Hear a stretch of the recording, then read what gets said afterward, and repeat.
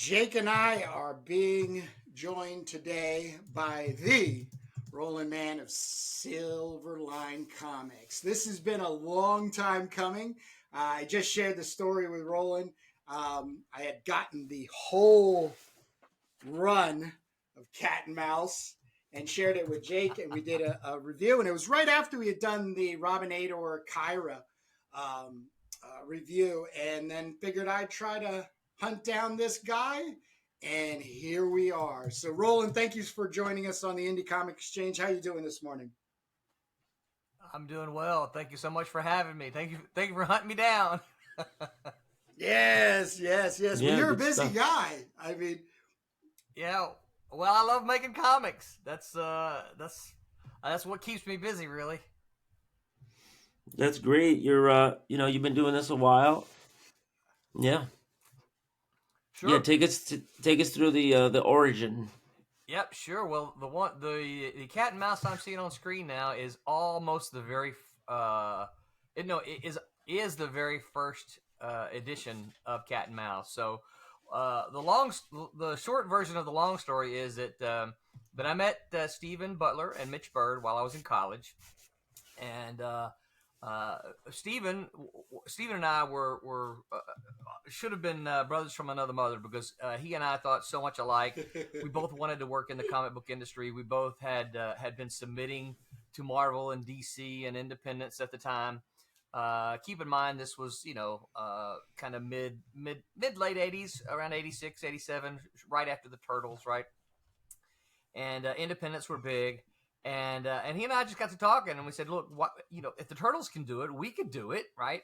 So we set out to make our own comics. And Steven says, well, I've got my suite mate is an artist, and he's really good. He's not a huge comic fan, but he's a really good comic artist. And so that's when I met Mitch. And so we put together a couple of different projects, and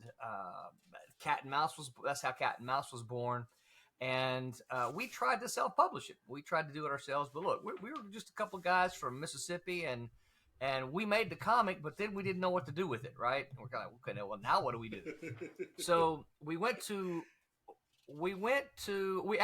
took orders. If you go back into the catalogs, and I'd have to get the exact month for you, but it was '87. You'll see that there's a comic company in there called Top Comics that solicited for Cat and Mouse #1. And so we got orders of about 4,400 copies, Right. and we couldn't do anything with it, right? And so we went to the bank because we didn't have the money to print, right? So we went to all the banks. We went to school at USM in Hattiesburg, Mississippi, and we couldn't get anybody to give us a loan to print comic books because they didn't understand it. They just kept saying, "Comic book? You want a loan to do what? To print comic books?" yeah. And so ultimately, we canceled those orders and we sought out another publisher, and that's how we found EF Graphics. And EF Graphics, the version you had with that white border around, that was actually a mistake. They had talked to the printer. Yep, they had talked to the printer, and yep, that one right there. That was a mistake. Obviously, the white border wasn't supposed to be there. It was supposed to be a bleed. But if you'll note, that paper on the inside is really, really nice. I mean, it is a good looking comic. And the problem was, and I think probably if you look down on the bottom, on the inside front cover, down the bottom left, it says not for sale, right? For promotional purposes only. And but they weren't supposed to print it on that paper. They were supposed to print it on the cheaper newsprint. But so that's how we got. Now, I've also been told there are versions of that very thing that you're holding in your hand in black and white. I've never seen them, but I have heard they exist. And the way the story behind that, the way they exist, is the printer printed copies. Found out they were supposed to be in color, and so he just set boxes on the back porch, and local people came and picked them up, and that's how they exist. Now, again, I've never seen one, but I've had people come and tell me, "Oh, I have a copy of this in black and white," and I'm like, "Yeah, I don't think you do." And they're no, because Aircel printed this in black and white, and I'm thinking you're getting the Aircel version confused with this version. And they're like, no, Right. no, no, it's this one. It has this cover, right? I'm like, well, I'd like to see that, please. But no one's ever Yeah. shown me one. So, yeah, So, so you had 4,400 orders, you said, and you had to yes, cancel them. How did yes, that feel? it felt That horrible. must have felt awful. Yeah, because Wow, again, those are strong orders. we didn't know what we were doing, and we couldn't, we were still in college, and we were trying to get the book printed, but we didn't have the money to do it. So we had the orders, right, and I've still got them, right. I still have those orders, and we took them to all. There's about, I don't know, eight or 10 banks in that city where we went to school, and we took the Wow. Yeah, orders around to all of them, and we said, look, here are our orders. Here's how much we're going to get paid. Here's how much a loan that we need to print the books, which the loan was considerably less, Wow. right? I'm like, but we can't Yeah. afford to print these books. So can you give us the money for like 60 days and we'll pay you back after these people have paid us the money? Because this was when there were still multiple distributors, right? There was Heroes World and Friendly Franks and I can't even think of Diamond. all of them now. Of course, Diamond and Capital City, and Capital City was Yeah, always huge supporters of ours. yeah, Yeah. So, but we couldn't get anyone to give us a loan because they didn't understand comics, right? right. It didn't make any sense to them, They didn't know the biz. right? Yep. And we didn't have anything to give Wow. them for collateral. They're like, "What can you give us for collateral?" The collateral is in the order right there, right? Look, here's our Yeah, order. Yeah. That's guaranteed money. You know, so yeah, so yeah. that's how we ended up going to EF Graphics. EF Graphics did the color version there, and then they printed the version that eventually shipped to stores, which is not that one. That was a promotional copy. Right. There Right. is a Doesn't have the white version. border on it. Yeah, right, yep, and it's darker. And then of course the interior is all newsprint, so it's considerably lesser quality paper. Um, and then EF Graphics proceeded to go out of business.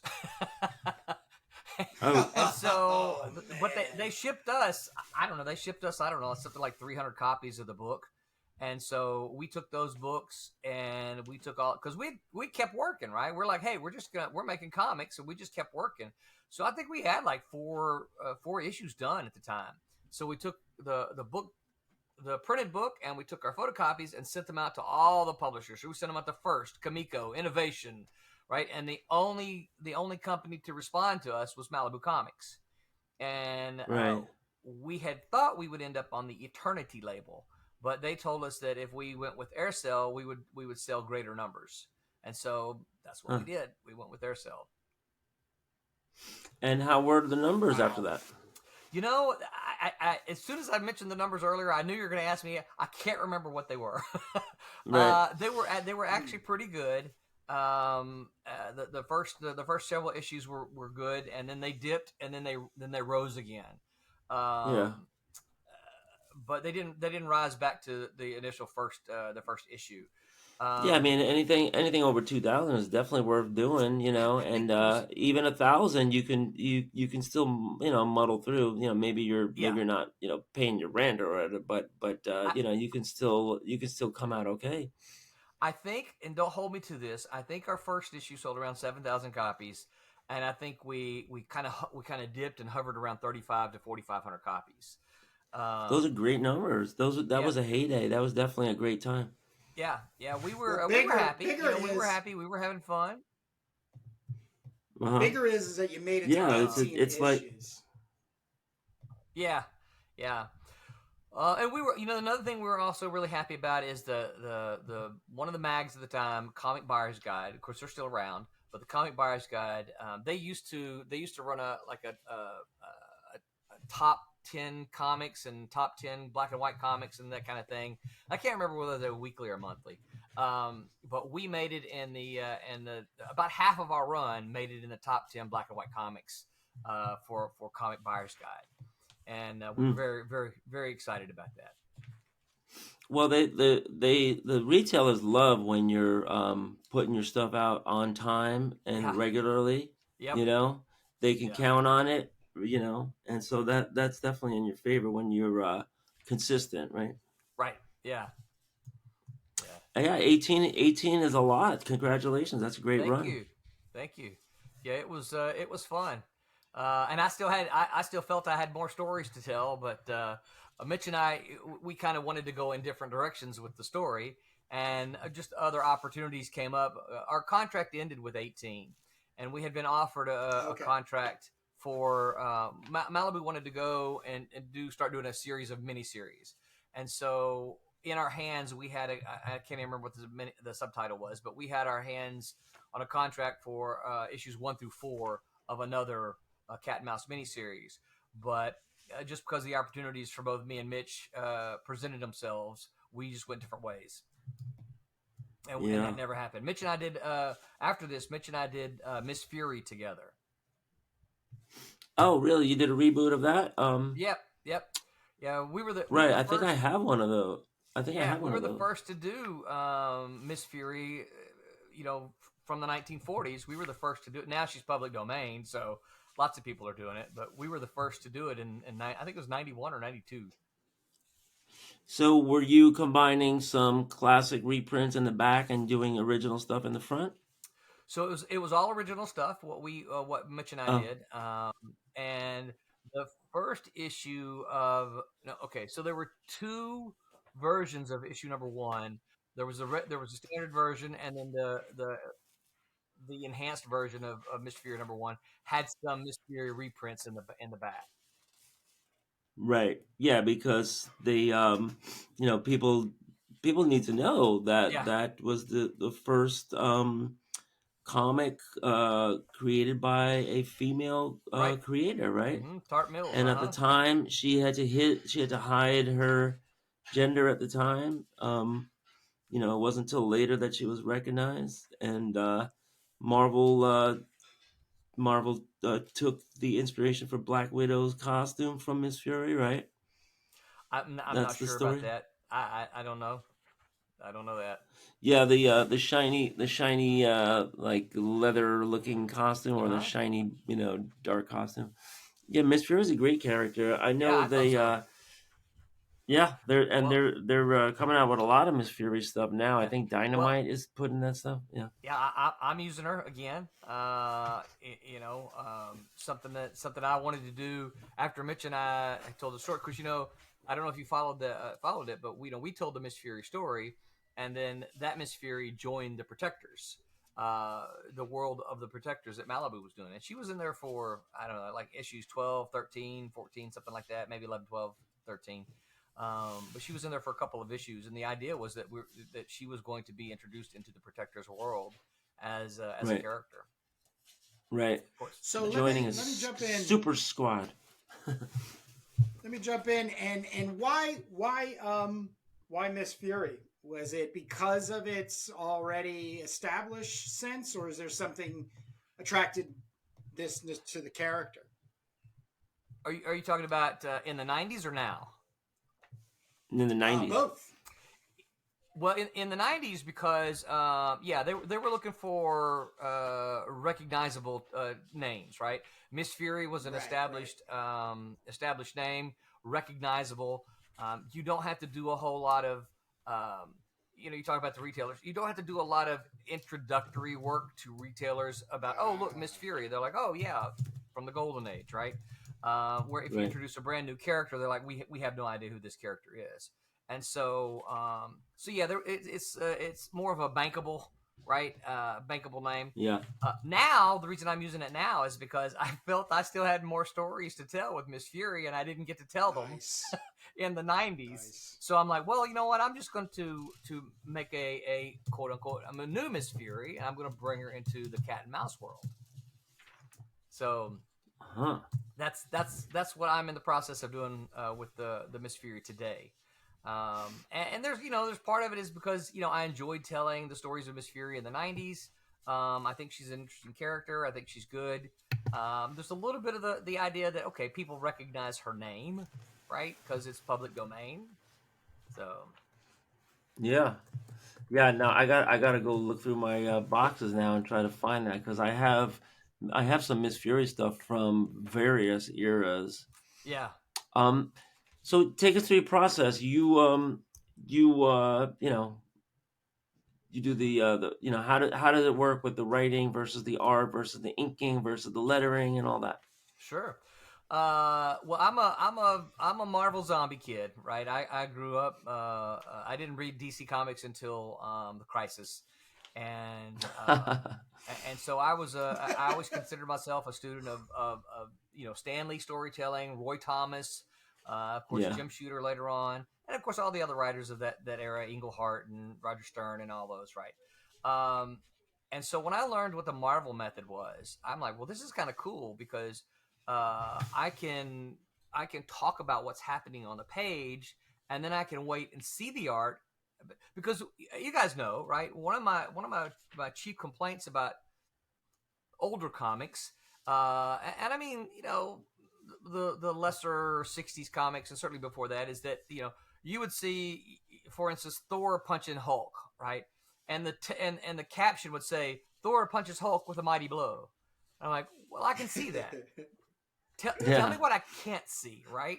And Right. and so that's one of the things that I thought was a strength of the Marvel method is that I could see the artwork, so I wouldn't write there Thor punches Hulk with a mighty blow because I can see Thor punching Hulk, right? And so I fell in love with the method. Mitch and I did cat and mouse in a page by page. I'm sorry, the Marvel method, and it's a page by page plot. I've still got them all.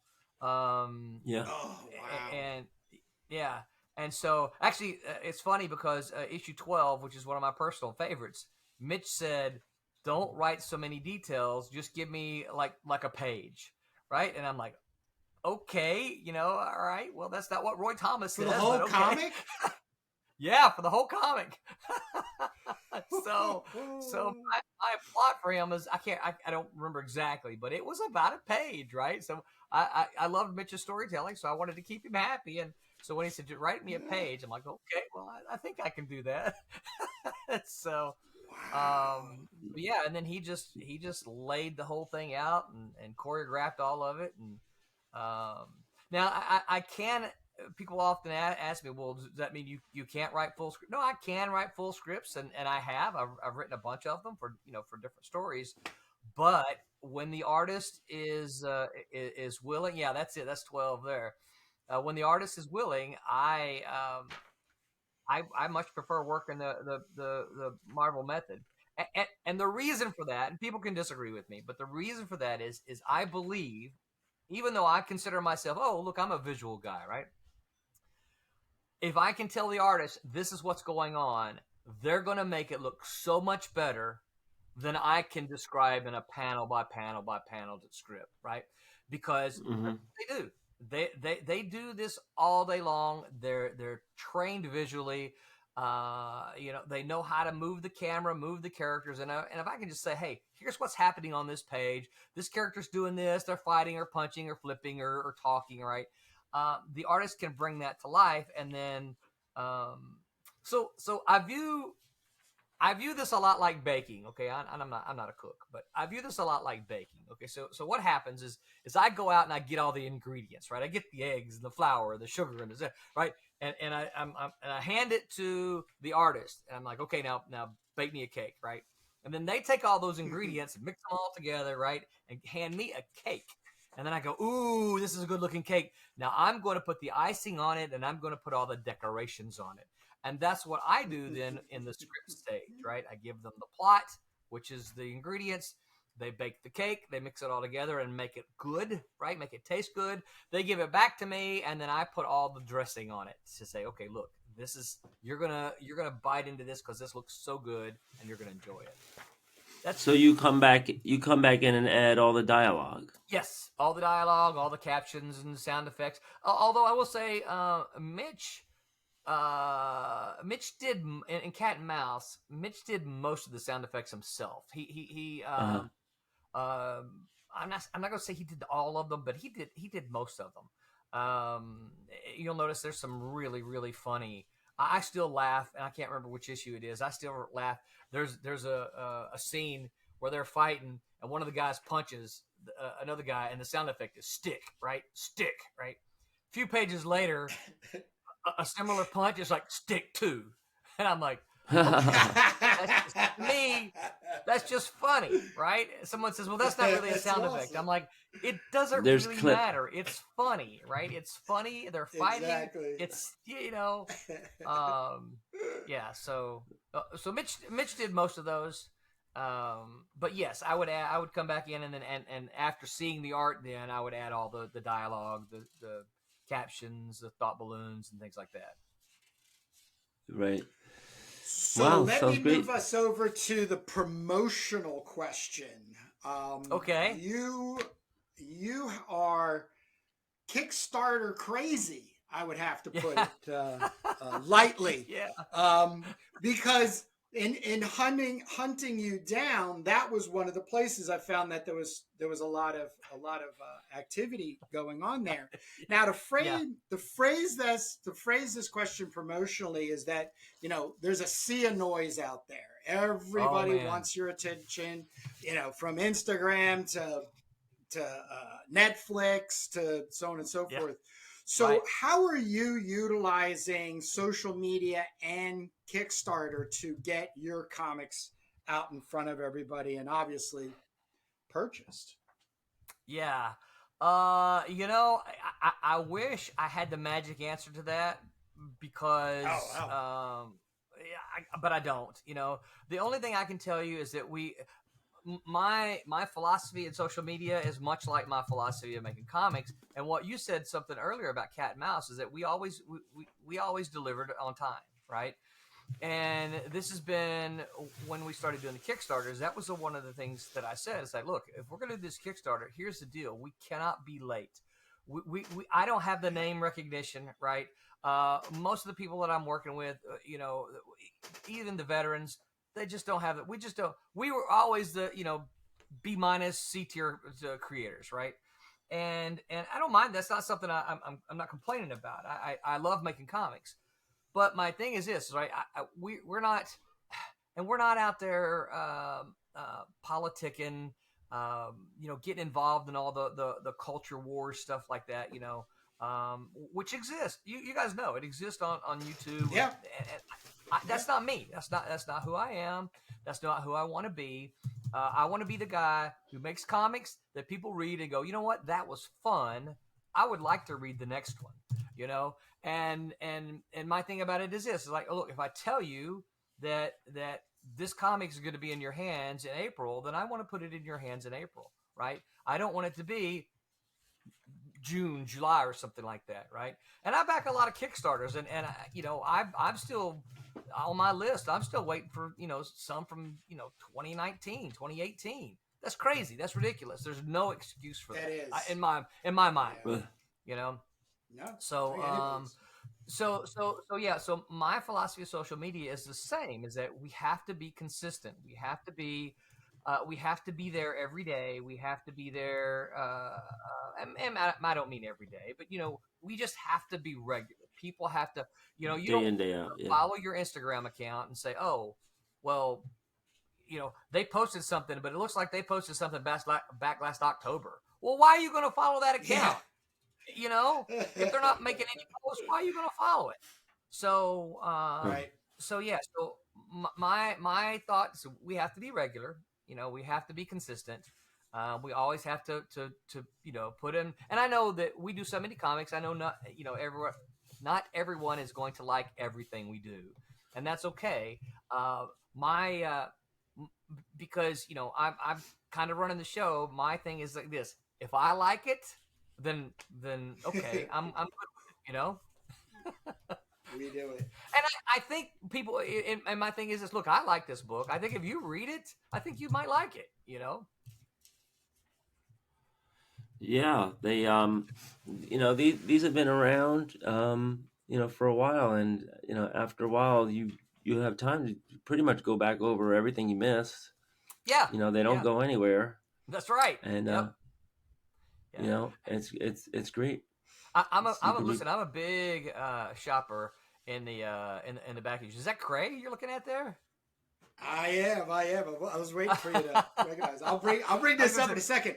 But just to help you, maybe like you're using Kickstarter as a fulfillment tool for like Yes. pre-orders Right. in the distribution model that you literally started out in. So you really do understand what it means to put something out there and say you're going to make it, and then follow up and follow through with it. So like, even like, you correct me if I'm wrong, but even if somebody's not like completely 100% into Cray or cat and mouse, at least as they're watching you put these Kickstarters out through the platform of Kickstarter, somebody's going to go, you know what, I'm going to give this one a shot. Are you finding Yes. that? Yes, Okay, I am. cool. I am. I am. Good, And, good. and I'll tell you what's even fun. What's fun to me is that I'll see someone, I'll see a name pop up on the Kickstarter, and then I'll see them on the next Kickstarter, and they'll have, okay, I've got these add-ons, right? So the first Right. Kickstarter, they're like, I'm just gonna try this out, right? And I think a lot of times they're gonna try it out to see, let me see if you guys deliver, because there's still so many other Right. people who haven't delivered, and they're like, well, let me see. You say this is your 27th Kickstarter. Let me just see if you deliver, right? And so then they get Uh, the comic when we say we're going to get it, and then they're like, okay, well, let me check out the next Kickstarter, because I always promote the on the old Kickstarters. I always promote the new Kickstarter, right? So then they'll see that message and they'll go, okay, well, I can get this issue and this issue and this issue as back issues, in the because we offer everything that we did as add-ons, right? And so it's not unusual. I'll see somebody. Listen, I've had people come on and say, how many books do you have? I want all. This last time we had, Yeah. I think all of our issues was, I think, 47 total. I can't remember. Might have been 45. Wow. But someone said, I want to get all of them. They sent me a message and they said, I want to get all of them. Can you make me a deal, or what's the deal? And I'm like, okay, well, if you get all 45 of them, here's what we'll do for you. So that's what they did. They gave me the you can put the Nice. bonus amount in the Kickstarter, and they put the bonus amount in there. So I sent them everything we did. So this person went from having one or two copies to now he's got the whole set. and Well, and there that you catching go, up. Kurt. and, We were and that talking makes about me those whole happy. sets. Right. I That and I wouldn't be surprised if that was a dealer that's going to try to turn around and sell that whole set, at a profit. Or maybe it's a collector that's just going to hold on to it. But at some point, they I'm saying to Kurt, like, with these variant covers, and they're going crazy. yeah I'm saying, who would buy 10 copies of the same comic just because there's a different cover on there? yeah. And there's got to be some crazy either investors or retailers that are gonna do that, and they're gonna package it and try and sell it like something special. But to me, I don't get it. I'm scratching my head at that kind of stuff. Yeah. Well, when we first started, we were like, we're not going to really get into when we first started doing the Kickstarters, right? We're like, we're not really going to get into all the variant covers, the multiple covers or anything. Like, we just want to make some comics but here's the weird thing. Our backers started asking for them.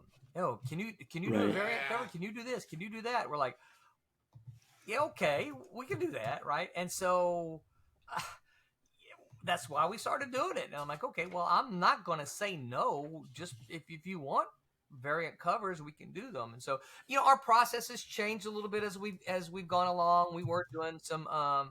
We started off doing what we called retro issues. We were offering just the black and whites, but I think it was a cooler ideal in the beginning. And I think the last time we offered them, we had like 3 or 4 people want them. So we're like, let's don't. There's too much work to do. Let's don't offer that anymore. Yeah. Um, Yeah. we don't even offer the retros anymore. Um, and we've shifted so that our Kickstarter exclusive comics now are the foils. We were just doing one with a different cover, but my problem became, man, I really like this cover and I can't use it again because that's the one thing. That's another thing I won't do, right? If I tell you this is a Kickstarter exclusive edition, well, you're not going to find me selling it at the convention. And Right. I'll tell you, and what chaffed my drawers is I backed this was around 2016, 17, something like that. I backed the Kickstarter. I went to the convention, and there the guy is selling this Kickstarter version for like $40 or something like that. And I'm like, I thought this was Kickstarter only, and I'm buying it from the creator now, okay? And I said, I thought this was Kickstarter only. And he goes, oh, well, I had a few copies left over. I said, it's print on demand. Of course you had copies left over. You just told him to print you more copies. I'm like, that's not right. I've never backed another Kickstarter from that guy because I felt he lied to me, right? You told me this was Kickstarter exclusive, and I see you selling it at the table. And yeah, that goes back to every industry. The record companies that said, "Oh, this is 500 copy exclusive," and then the 10 years later, it's like, "Oh, factory find, right, warehouse find, yeah. Okay, okay, sure." So the truth of the matter is, and so what I'm going to do, actually, I started working on it, but I got to get back to working on it. I'm gonna go through and I'm gonna put out a list that says, of our Kickstarters that we run, here's the Kickstarter exclusive cover. Here's how many were printed. Here's how many were printed. And that way, because they're not the same. Yeah. Let's say this next Kickstarter, right? We have foils. Oh man, I wish I could show you one. I'll show you one in a minute. Things are beautiful. But what we do is we print to order plus a couple for our creators, right? So we send the penciler, the inker, the colorist, the writer. All of them get a couple of copies. That's it, right? So I don't print extras to sell. Anytime we have extras, what I have done, like right now, I have two copies of Cray, the Cray foil, and I don't know how I miscounted, but I have 2 extra copies of the Cray foil that we did. What those do, those go into a box that we use for giveaways, or we use for we've had some Christmas auctions before in which we put 10 FedEx boxes together, and in those FedEx boxes they had artwork, they had signed comics and things like that, and they'll go into that. But you will not find me selling those copies at a convention or on eBay. Yeah, that's good. I mean, I love when they when the editions are labeled first printing, second printing, say so, because it could be 100 years from now, people are going to be scratching their head trying to figure these things out. Well, the problem with print on demand is that there's not really a it's not edition, really a printing. yeah, It's not really. Well, you can't really say, "Oh, this is my first printing." It's like, well, I just said print 3 more, exactly. right? I mean, it's just like your printer that you have hooked up to your computer, right? So that's what's difficult, and that's why I had a problem with the guy who was selling that copy at the show, because I'm like, no, that's not right. You said that I could only get this at Kickstarter, and now here you are, So, yeah, talk about print on demand. Well, hold on, just before we jump, that's a great question, Jake. But I still want you to close off the promotion. Like, where are you concentrating your efforts in order to get the word out to get them to Kickstarter? We are trying to push people to our newsletter. We have about 600 people on a newsletter, I think, something like that. And that's your website. Well, no, so long story short, we were doing a blog on the website, but we found that we weren't getting the traffic to the website. And so I actually have a newsletter, an emailed newsletter that we send out. And we try to do it about every other week, right? I don't always do every other week, but we try. And so we're trying to push people to our newsletter rather than any of our social media, because I know that here's the deal. If you're on Instagram and you follow me on Instagram, you follow Silverline on Instagram, you may or may not see, right, what we post. Same thing for Facebook, same thing for Twitter, same thing for any of the social. You may or may not see what we post, right? Now, you can intentionally go to my page and look, but are you really thinking about me? Right? Are you really logging in going, I'm going to go see what Silverline's doing today? No, you're not, right? So I'm trying to push people to the newsletter, because this way it comes to your mailbox. You have to then intentionally delete me or read me, right? And I get you're not going to read everything that we do, but I like to tell myself that most people are going to click it and see if I'm writing anything interesting, right? and then read it. If I'm not writing Yep. anything interesting, they'll delete me. But they will see me where they won't necessarily see me on social media. So that's kind of my drive this year, is to try to push people to my newsletter. Right. So kids, Okay. go sign up for my newsletter. There you go. Which we'll put a link in the description. Okay, cool. Yeah, so I was gonna say, I always ask about printing methods now because there are options that were not available back in the '80s and or the '90s. But print on demand, it's amazing because there's no comic until somebody places an order, Right. and then it can be printed and shipped, all independently, by a third party. That's great. Right. The cost per unit is higher. But what do you think about the printing quality and the options for quick printing? So I'll get to that in just a second. So if you'll go back to that comic you're flipping through there, when Yeah. you see them at the movie theater, Yeah. so did you see the title of the movie? She Devils on Wheels. Yeah. Do you know what that is? Yeah, that's a biker movie, right? It is a biker movie, Yeah. but I did the adaptation of it.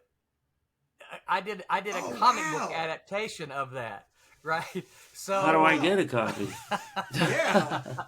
I was going to bring this up to Jake because I was like, holy shit, She Devils on Wheels. Like, but then my brain did go, I was like, well, maybe Mitch put that in there, but I didn't want to interrupt you. So it was definitely, wow. yeah, That is so cool, Roland. yeah, I did. Yeah, we'll both be finding a copy of that.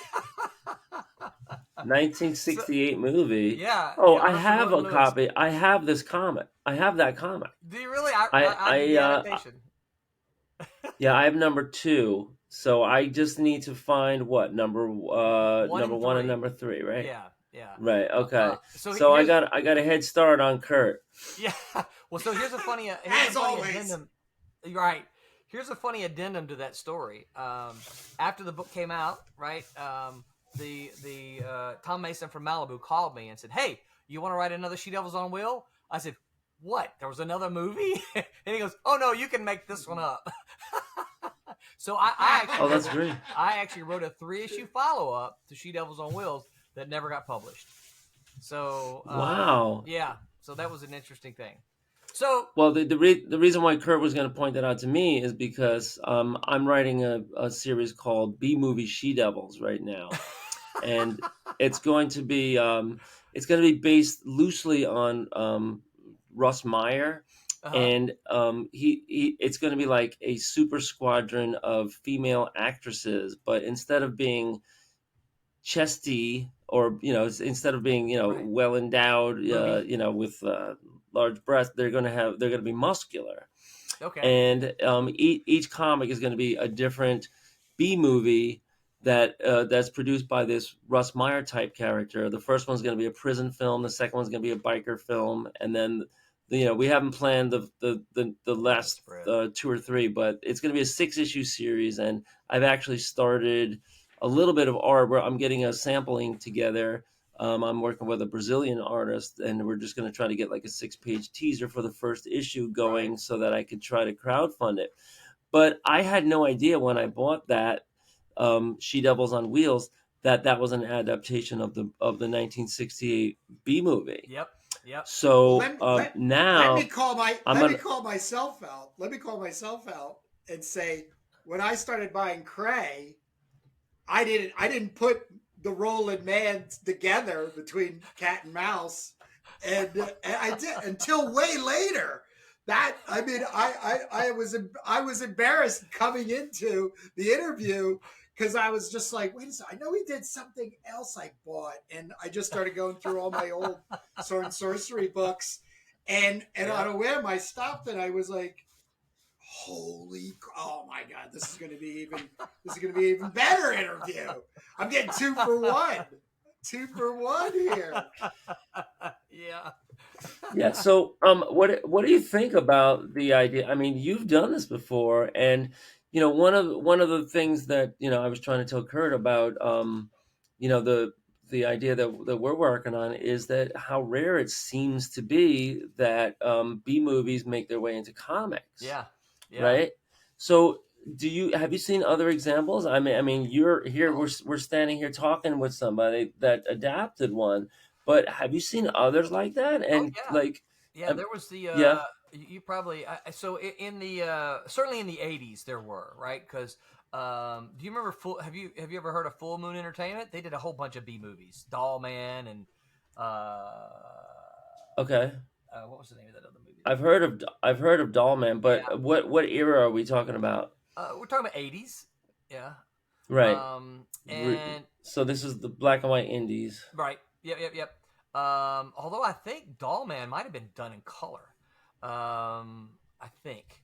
Um, but and Dollman was what, a horror movie? It was a B yeah, movie in the yeah, horror vein. right, Yeah. yeah. Right. There you Uh, go. Okay. yep. So and also, do you remember? Have you ever seen the movie Toxic Avenger? Yes, I Yeah, know yeah, that that's I yeah. know that was a Yeah, that that was was like Trauma Films and right. Yeah, and I want to say Rodney Ramos is the guy who did the artwork for that adaptation. So yeah, right. I've seen them, and I think probably part of the reason that we see B movie adaptations is because they're probably cheaper to get, right? I mean, me and you, well, I'm guessing at your finances, and I shouldn't do that. I apologize. I can't afford to go out and pay for the rights to say Lord of the Rings or Star Right. Wars right. or whatever big movies are coming out. I can't Conan. even Conan, right? I can't even go pay for the ones that are win all the awards. Nobody sees them, but they win all the awards, right? And so I think what happens is a lot of those B movies were more affordable back in the time, right? Because they were like, okay, well, we don't have a whole lot of people asking to do our movies adaptations, and so they were affordable, and so comic publishers like Malibu could come out and say, hey, we can license this. Yeah. I mean, for me, I think it's an area that is ripe for you know, some revisitation, and and I think that the novel thing about our idea is that, like, we're gonna have all these different B movie Yeah, genres within the book, and then the actual story will kind of like pull back, and you'll have these actresses that are in all these different movies in different yeah. roles Screen in Queens. each issue, and then the final like issue and a half, it's going to be they're on a real adventure trying to find the missing director, and he turns out to be a double agent working for a foreign country, and there's an island of captive kidnapped women that they were all trying to be Yeah, lured to, and blah blah blah. But you know we just love B movies, yeah, and there should be a lot of crossover with the fans, so so why not like try to mine some of these titles and these lost films, that aren't doing anything. Maybe the creators aren't even around anymore, yeah. and just put them out in a comic, because you have a great tie-in right from the beginning. Absolutely, yeah. And see, that goes back to that So whole we are kind of coming. recognition. Yeah, so we're coming to Go the ahead. end here. Kurt, We always like to try to stay around 45 minutes because you Okay. get three guys that are totally absorbed into comics and B movies. We We can can go talk for all day. hours. But we have two very little questions to ask before we let you go, Roland. The first Okay. one is, what do you think the future of comics is? Well, I know a lot of people. That's been a conversation going around today. A lot of folks are sort of proclaiming the death of comics. I don't. I tend to, if anybody knows me, I tend to be a generally optimistic kind of guy, and so I don't see the death of comics happening personally. I see them changing, and I think that I think that there's a handful of us who are having a problem changing with it. I think, I think printing has changed, and we have to figure that out. I don't think that I don't think anyone has figured out how to make money on the internet yet, and because everybody keeps saying, the internet is the way, the future of comics, and I'm not saying it's not. I just don't think anyone's figured out how to make money using web. Yeah, and yes, okay. There's always this guy's an exception, this person's an exception, but I think in general, that's not. I do think that we are going to see more players, more independent players, and fewer dominating corporate entities. I don't. I think we'll see Marvel and DC go away, and I I agree. think that we'll see. I think that we'll see that readers, because as a teacher, one of the things I see in my class, okay, I expect when kids come into my class, I teach college. I expect when they come into my class, they want to go read Deadpool, they want to go read Superman and Batman, and that happens absolutely. But I find more of my students are seeking out non-Marvel and DC content. They're seeking out something different. And as an independent comic book maker, that excites me, right? That Yep. excites me when they're like, Yep. "Yeah, I don't really want to read Batman. I know who Batman is, and I've seen the movies and the animation, but I want something different, right?"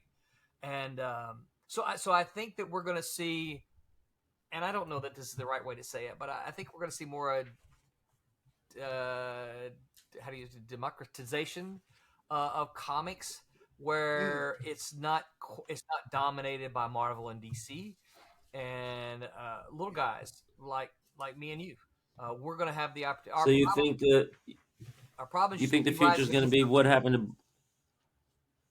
Yeah, so I try to point to what happened to Budweiser, right? And you have all these local breweries popping up that are regional. It's a great little economy, that and Budweiser has been the victim, and Yep. Ann Miller and all those guys. Yeah, So you think that Marvel and DC are going to fall by the wayside as these indie creators I do. I do. increase? I don't know Yeah, that it's going to happen tomorrow. I don't know that it's going to happen in 5 years. I'm not a prognosticator. I'm not a prophet. I can't predict. But I think just in kind of seeing what the trends for my students are, I think that we will see that Marvel and DC cease to dominate there is always going to be Batman, right? There's always going to be a Batman comic. We're always going to see Superman. But I remember a time when Marvel and DC were publishing 120 books a month each. And I just Yeah. yeah, don't think that's sustained, because we could probably go in for another hour just on the politics of Marvel and DC, right? I don't know that they're making very many smart decisions today, and I think readers and fans are kind of like, let me see what else is out there. yeah. Yeah, well, I really hope that we see some kind of improved micropayment platform at some point, Yeah, where people can very conveniently buy something, whether it's in person at a con or at a store on consignment, let's say, yeah, or just order it. I mean, shipping is a real problem because it's yeah, so expensive to send something. It's more than the comic, right? yes, yeah, But but but right, but the the demand is still strong, and yep, people are always looking for something cool. So yeah. I I hope agree. I hope what you're saying is true. Yep. Me too. Yeah, it'd be All right. great. So for Yeah. for the last question, as it's being, we're doing the indie comic exchange. You did get a copy of Turbo Teaser, correct? Roland. I don't think so. How did you send it to me? So that could be. I. Hmm, it would have been my mail.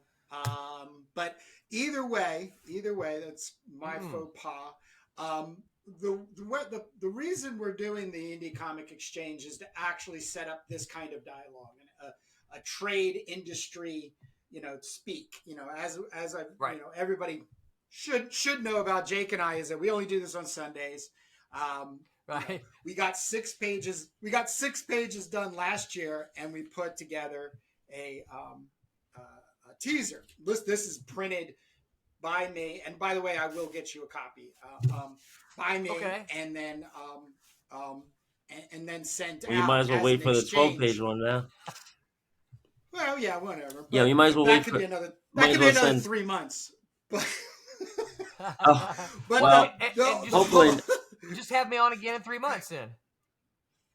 There you well, go. that is the point. That is the point. So this part of the ending was, we're looking for a sense of feedback from the other creators. I think one of the reasons I didn't send to you is because of the publisher thing. So it wasn't like you had one comic book to send. Right. And I already had all of the cat and mouses, so I'm starting to remember that I probably just had an old man fart and was like, "Hey, don't worry about it." But I don't want to have anybody think. I don't want anybody to think that you're not following the trend here.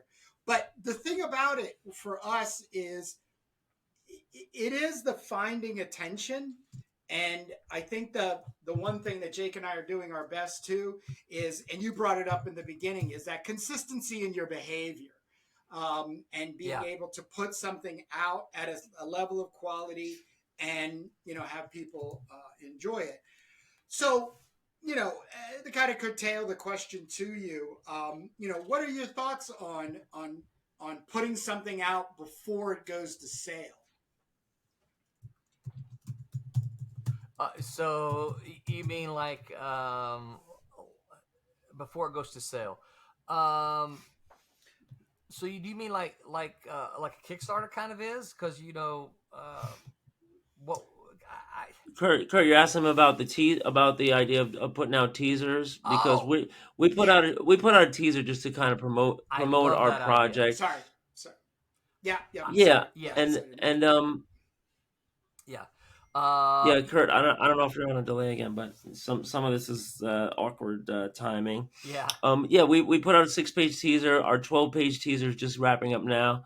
Mm-hmm. And and then if one day we'll have the full comic out, but hopefully we'll have made people aware about it a little bit, and promote our podcast, promote our Right. interview series, etc. I think that's a great idea. I think that's a fantastic idea. As a consumer, I love it because I get to see and hold. I mean, theoretically, hold it in my hands what it is that you're trying to convince me to buy before. Yeah. Right? As a maker, though, I go, ooh, how am I going to afford that? Printing those teasers to hand out for free. And that's that for me. That's the thing I think. Oh, you tell me that, I'm like, ooh, how you guys affording that, right? I'm not asking. I'm just saying, ooh, 6-page teasers, ooh, that to hand those out for free. Well, I just see, okay, 50 cents, 50 cents, 50 cents, 50 cents. Here, yeah. everybody, here, Right. It's like, and so again, as a consumer, I love that because I love that I can see it before, you know. Yeah, it's true about the printing. The printing is so high now. You can't just walk into Kinko's now, and it isn't like it was. It's like 28 cents a copy now. It's crazy. Yeah.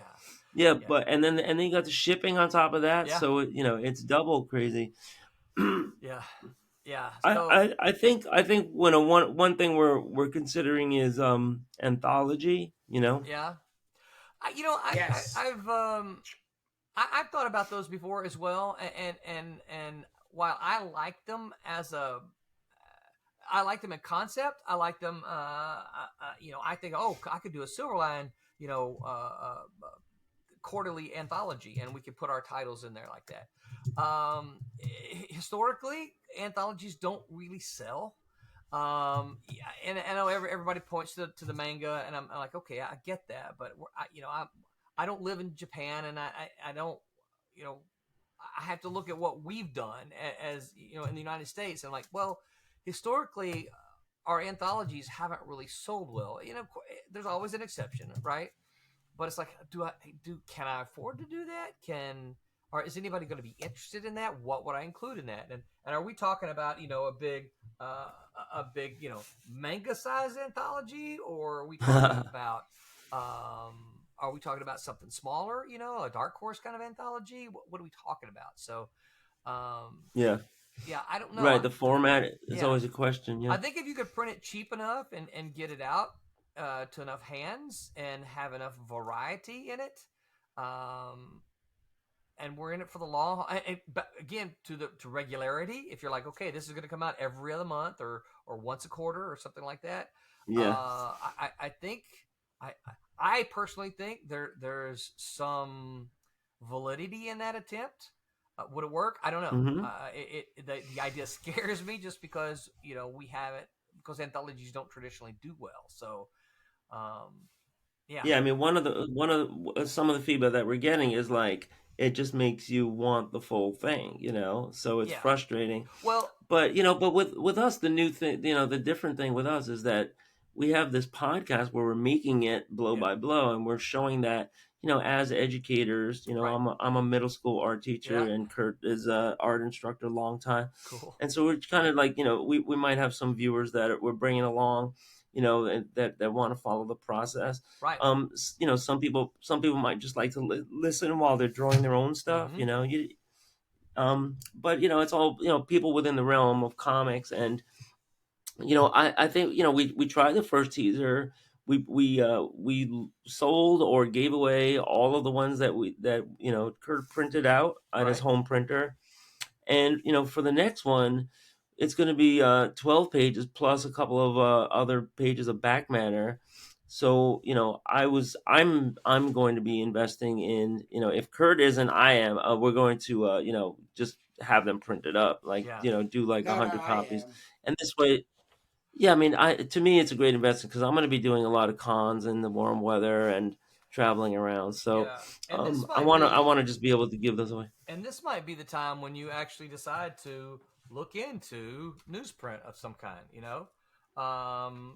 Newsprint is far better than it was, back in the day. It's still newsprint, Uh, but it's far yeah, better. And you can get it, per unit. If you're going to give stuff away, you're going to get it cheaper. You can always say, hey, look, this is printed on cheaper paper. We're going to print on a better quality paper in the final product, but this is a freebie, right? And so it's yeah. an idea of what it's going to be. Yeah, it's good advice. It's Yeah, good advice. All right. I haven't Thank priced the you. newsprint actually. Yeah. yeah. I Yep. apologize for the That's delay, why they but pay me I the big want to bucks. be able to we're going to close this one down. Roland, cannot thank you enough for coming on. And as we're telling My everybody, and pleasure. you even brought it up, we're not doing the one and done interviews. We're definitely going to look forward to having you back on um, uh, later this year. I am going to make an Count me Yeah, I in. got to announcement. find I those haven't discussed. comics. Yeah, I know. But we're going to close. I'm thinking that we're probably going to end up closing submissions to the Indie Comic Exchange at the end of April of 2024. So we can return back to previous people and creators that we have interviewed. But other than Yeah. us saying thank you, thank you, thank you, rolling on the out, just give us anything you want to say to the people, where to find you, how to get your comics, and any other final words of wisdom. Sure, absolutely. Thank you so much for having me. I have enjoyed it. I think I probably told you in our initial exchange, I love to talk about comic books. So you just have to be aware of that. So you can find me with Silverline all over the internet. Anywhere the internet will take you, you can find us there. We're on YouTube. We are on Twitch. We're on Twitter. We're on Facebook. Just look for Silverline Comics. Um, we stream a couple of times a week. We have different stream teams. I am a Sunday night guy, so we do Sunday night at 8 p.m., Tuesday, all times Eastern, Sunday night at 8 p.m., Tuesday night at 11 p.m. This is for our West Coast crowd. And then again, Wednesday night on 8 p.m. And there's different crews on each of those, different creators for our books. We are getting ready to do, in February, we're getting ready to do our it's either 27th or 28th Kickstarter. So if you are a Kickstarter backer, please know that we have a 100% fulfillment rate on all those comics.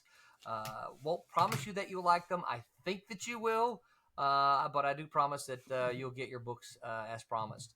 And as I said earlier on, please subscribe to our newsletter. I will send these guys a link so you can go and subscribe to our newsletter. We try not to spam you. We try to send you something about every other week just to kind of let you know what's going on. And other than that, we like to say, make mine Silverline. There you go. So it's that's the landing page, right? Silverline dot what is it? Silverlinecomics.com. Silverlinecomics.com. Great. Yeah. All right. Thanks. We'll speak to you again real soon. Sounds good. Thank you so much. Thank you, Roland. Absolutely. Thank you. That was fun.